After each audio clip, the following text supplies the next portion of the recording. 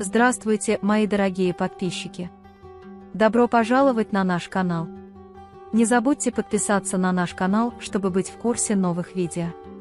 Дилан говорит, что не сможет убедить господина Текина, сколько бы она ни говорила, и говорит, что если бы у нее была совесть, она бы сказала правду с самого начала. Он поспешно выводит Дилана и говорит, что внутри люди, вероятно, люди Джавахира. Текин никогда не разговаривает, пока они там. Затем он вызывает своих людей и приказывает им войти в заднюю часть дома, говорит Дилану выйти из машины, несмотря ни на что, так как вокруг могут быть другие мужчины, и сажает его в машину. Бэрон возвращается внутрь и находит внутри человека, и пока он сражается, пистолет стреляет, и Дилан вбегает внутрь, как только слышит звук. Несмотря на то, что охранники стоят перед ним и говорят: «Тетя, стой, ты не можешь идти», Дилан вбегает внутрь, не слушая. Баран и его люди нейтрализуют всех людей Джавахира и уходят с Диланом. Джевдет пытается успокоить Цеври и успокоить ее. Как только Бэрон и Дилан возвращаются в особняк, они оставляют Мирана одного. Затем он спрашивает Дилана, как он, и когда Дилан говорит, что с ним все в порядке, Бэрон удивляется и спрашивает, как у тебя дела. Дилан говорит, что не нужно отчаиваться, я верю, что все будет хорошо. Джавахир очень злится, когда идет в туалет в тюрьме и узнает о ситуации от своих людей по телефону. Пока Баран рассказывает всем в особняке о том, что произошло, господин Кудрет и остальные очень злятся. Когда госпожа Азади извиняется перед Диланом, Дилан спрашивает: «В чем твоя вина?» Госпожа Азади говорит: «Самое большое преступление лежит на мне, но ничего нельзя поделать». Теперь они начинают думать, как заставить Текина заговорить и строить для этого планы. Пока Харун и Ясмин собираются убрать дом, который они снимают, господин Кинан хочет пойти с ними на случай, если он сможет выполнить ремонтные работы. Люди Барана забирают господина Текина и привозят его в особняк. Однако за ними следуют люди Джавахира. Пока Баран находится в своем кабинете, в его дверь стучат, приходит Акиф и спрашивает, где Хасан и жив ли он. Он говорит, что Баран жив, продолжая мне доверять, и говорит, что ничего делать не будет. Дилан же говорит Гулю, что происходящее очень тяжелое. Когда они возвращаются из дома, господин Кинан говорит, что дома много проблем, и просит его поговорить с владельцем и попросить это сделать. После того, как мистер Кинан ушел, Харун сказал ему, что он сделал вид, что быстро убирает дом, и немедленно ушел, чтобы отец Кинана не разрушил дом полностью, а остальные посмеялись над ним. Когда Дилан находится с Мираном, и к ним приходит Бэрон, Дилан спрашивает, кого из нас он, по вашему мнению, полюбит больше. Они оба говорят, что он полюбит ее больше, но затем Бэрон сдается и говорит: «Я знаю, что я. У меня нет шансов с такой матерью, как ты». Когда Дилан говорит ему на этот раз не быть несправедливым к самому себе, Бэрон говорит, что его отец всегда будет любить его с того момента, как он впервые увидит его. Когда Дилан заваривает ромашковый чай и приносит его Барану, он говорит: «Разве нет хорошего черного чая?» Дилан говорит: «Сегодня был тяжелый день, он нам нужен».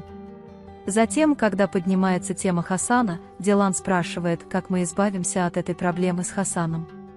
Когда Бэрон говорит: «Не волнуйся, он рано или поздно заговорит», как сказал мой отец, Дилан говорит: «Я рад, что ты у меня есть».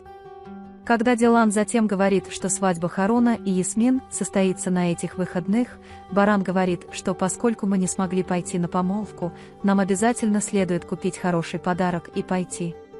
Дилан говорит: «Не лучше ли нам доделать недостающие вещи, давай я позвоню тете и позвоню Цеврии». Когда я спрашиваю его, чего ему не хватает, Цеврия говорит, что у него много вещей, но Харун не позволяет нам ничего покупать. Баран говорит, что мы заберем все его вещи, и никто ничего не должен покупать.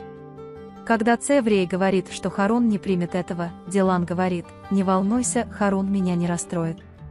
Когда он вешает трубку и Бэрон говорит, что мы отправим все вещи завтра утром, Дилан говорит: «Большое спасибо, моя дорогая, если бы ты только знала, как сильно это будет ценно», и обнимает Барана. Когда господин Кудрет хватает Текина за воротник и говорит, что вы расскажете ему все, что знаете, по одному, Текин говорит, что я ничего не знаю, я так и сказал. Господин Кудрет ставит Текина рядом с Хасаном и говорит: «Послушай, если ты заговоришь, он попадет в тюрьму, а если тебя не посадят, вы оба сгниете здесь вместе». Когда он оставляет их одних в комнате, Хасан подходит к нему и спрашивает: «Откуда ты пришел?» Господин Текин стучит в дверь и говорит: «Вытащите меня отсюда, этот человек меня убьет». Господин Кудрет открывает дверь и выводит его из комнаты. Когда Ферат расстраивается из-за того, что мы начнем лечение, но я не знаю, закончится ли оно хорошо, Гуль убеждает Ферата, говоря: «Можно ли это без надежды?». Когда Берон приходит в комнату, он видит, как Дилан засыпает, читая книгу на диване, берет книгу из ее рук, сначала ласкает ее волосы, затем берет ее на руки и несет в кровать. Когда я собирался уложить его спать, моя жена сказала: «Я думаю, она немного набрала вес». Дилан открыл глаза и спросил: «Насколько я набрал вес?». Берон говорит: «Ты меня притворяешь», он заставляет ее подпрыгивать у себя на коленях. Утром они лежат в постели с Мираном, и пока Дилан спит, Баран просыпается от голоса Мирана и вспоминает, как они впервые встретились с Диланом, а затем тот момент, когда он подошел к ней после рождения. Он говорит для Дилана: «Твоя чистая красота и смущение очаровали меня. Я до сих пор не могу насмотреться на это». Он говорит: «Ради Мирана, ты, мой сын, очень счастлив в первый момент своего рождения. Я так благодарен Богу. Кто меня простил», — думает он. Между тем, когда Дилан просыпается и говорит, что ночью к нему в постель пришел незваный гость, Берон говорит, что он больше похож на хозяина, чем на гостя. Когда Берон говорит, что так приятно видеть тебя таким после всей этой усталости, Дилан беспокоится о работе: «Если ничего не произойдет, мы всегда можем так наблюдать друг за другом. Я не хочу сегодня вставать с постели, давай позавтракаем здесь сегодня», и его телефон звонит. «Мисс Азади, я пришел в комнату Мирана, но его родители не выдержали его тоски и забрали его в свою комнату. Он говорит: приведите его, чтобы мы могли его немного полюбить». Госпожа Дилан Азади скучает по внуку и говорит, что пора собираться и спускаться. Джевдет Кинан говорит своему дяде, что будет держаться на расстоянии от Первина, чтобы не расстраивать Цеврии. Когда Джавахир злится и спрашивает, как вам удалось похитить человека, который у вас есть, адвокат радуется, говоря: «В летнем доме большое движение, они постоянно туда-сюда ходят. Когда я говорю, что Хасана нет рядом, они точно там скрывают. Вы об этом узнаете, тогда мы на них пожалуемся». Что значит похитить человека? Не одного, а двоих. Баран звонит Харуну и спрашивает адрес, и когда он говорит, что привезут подарки и люди приедут для установки, Харун сначала этого не хочет, но Баран не принимает его возражений, потому что невозможно дать такие подарки, говорит он: «Если ты примешь, мы с Диланом будем очень рады». Затем, когда он рассказывает Ясмин, о чем они говорили, она тоже очень радуется, и Харун отказывается от подарка, но мне очень неловко, и они идут домой, чтобы встретиться с мужчинами. Пока Дилан завтракает, приходит Берон и спрашивает о Миране, и тот отвечает, что влюблен в Гэжу Азади.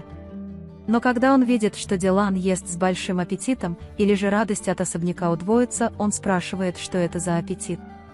Дилан заканчивает тему словами: «Нет, дорогая, на следующей неделе я собираюсь сесть на диету, поэтому ем вот так». Господин Кудрет звонит Барану и сообщает ему, что Текин до сих пор не разговаривал. Берон говорит, что после завтрака приготовь Мирана, мы куда-нибудь пойдем. Они разговаривают с Бараном Диланом, говоря, что если вы приведете его в то место, куда они пришли впервые, и заставите его почувствовать боль любви, вы вернетесь сюда. Они помнят хорошие времена, которые у них были там раньше. И они снова соревнуются, кто сможет отбросить камень далеко. Дилан снова победитель, и когда поднимается тема, когда они приехали, будучи беременными, они вспоминают, что они здесь жили в то время. Баран говорит: «Пусть эти мероприятия закончатся, пойдем куда-нибудь красиво и насладимся морским воздухом». Дилан говорит, что я не могу дождаться, муж, но для этого не нужно многого, мне достаточно нас троих. Потом говорят «хватит» и возвращаются к машине. В этот момент звонит Ферат и сообщает, что Акиф прибыл в особняк и решил его обыскать. Когда Берон расстраивается, Дилан спрашивает, что случилось, и Баран говорит ему, что Акиф приходил в особняк и есть ордер на обыск. Пока Акиф стоит у двери дачи и стучит, как будто собирается выломать дверь, когда он приказывает мужчинам выломать ее, Баран открывает дверь. Когда я спрашиваю, что случилось, Акиф говорит, что есть ордер на обыск, и мы пришли обыскивать. Когда Баран зовет Дилана: «Посмотри, кто здесь», Дилан спрашивает, есть ли у нас гость. Затем они приглашают Акифа и полицию внутрь. Они путешествуют с ним повсюду. Когда они входят в комнату, где держит Акиф Хасана, они видят, что там только кровать, и смотрят друг на друга. Баран и Дилан выглядят очень напряженными. Вы можете поделиться своим ценным мнением в разделе комментариев. Не забудьте подписаться и включить уведомления, чтобы увидеть больше видео. Увидимся в следующем видео. Береги себя. До свидания.